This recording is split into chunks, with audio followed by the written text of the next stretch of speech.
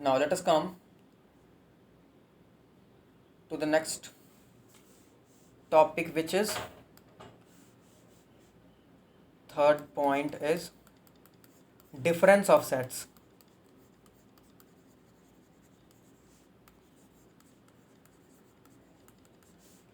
तो क्या होता है difference of sets?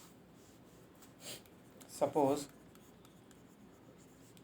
A and B, suppose A and B are two sets, then the collection of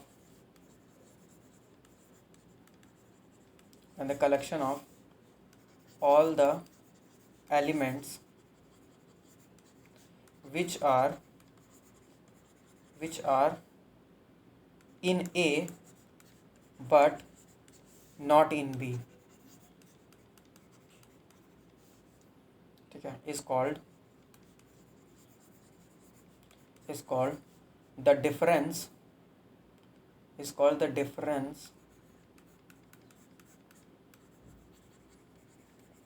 of the set difference of the sets. Now this is represented as A minus B. अब देखो यहाँ पे order matter करता है, ठीक है, in the same order, ऐसे लिख लो, इन द सेम ऑर्डर. यहाँ पर ऑर्डर मैटर करता है. A माइनस बी का क्या मतलब हुआ? मैं A के एलिमेंट्स ले रहा हूँ सच दैट B के कोई भी एलिमेंट्स उसमें नहीं होने चाहिए. A के उन्हीं एलिमेंट्स को चूज कर रहा हूँ, उन्हीं एलिमेंट्स का कलेक्शन ले रहा हूँ सच दैट B के एलिमेंट्स उस कलेक्शन में नहीं आने चाहिए. अगर B के एलिमेंट्स हैं तो मुझे A का वो एलिमेंट को नहीं चूज करना है, ठीक है. फॉर एग्जाम्पल देखो, सपोज मैंने ले लिया example A is equal to, चलो 1 2 3 अप टू 10 तक, और B मैंने ले लिया set of even numbers, suppose 2 4 6 8 10 up to 10 तक ही, ठीक है. अब मैं बोलूँ A माइनस बी फाइंड करो, तो A माइनस बी क्या होता है? A माइनस बी तो ऐसे डिनोट किया जाता है, सब्ट्रैक्शन मतलब डिफरेंस ऑफ सेट को A माइनस बी से रिप्रेजेंट किया जाता है. तो A माइनस बी क्या हो जाएगा? A माइनस बी मतलब मुझे A के वो एलिमेंट्स लेने हैं जो B में नहीं हो, जो B के एलिमेंट्स नहीं होने चाहिए. तो A में कौन कौन से एलिमेंट्स हैं मेरे पास? 10 एलिमेंट्स है, 1 से लेकर के 10 तक. तो मैंने 1 ले लिया, क्यों? क्योंकि 1 B में नहीं है. 2 ले सकता हूँ क्या? 2 नहीं ले सकता हूँ, क्यों? क्योंकि 2 B में है.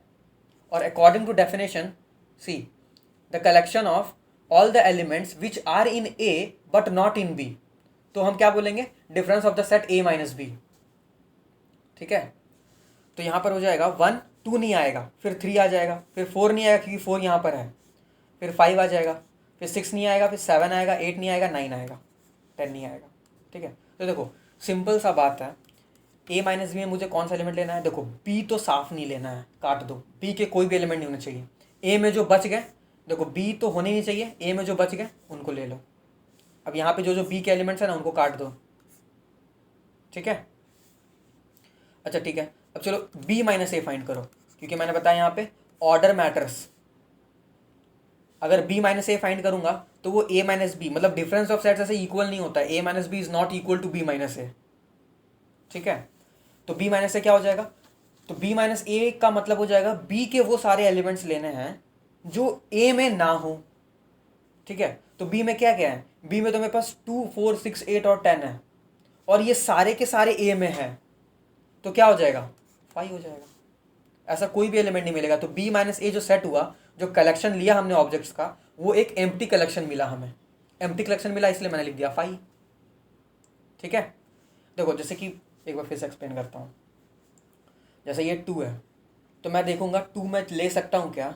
2 मैं तब ले सकता हूँ उस कलेक्शन में, B माइनस ए के कलेक्शन में मैं 2 को तब ले सकता हूँ जब 2 A में नहीं होना चाहिए, लेकिन 2 तो A में है, तो मैं 2 को नहीं ले सकता. सिमिलरली मैं चेक करूँगा B मतलब 4, सेकेंड एलिमेंट 4 को ले सकता हूँ क्या? नहीं ले सकता, क्योंकि 4 भी यहाँ पर है.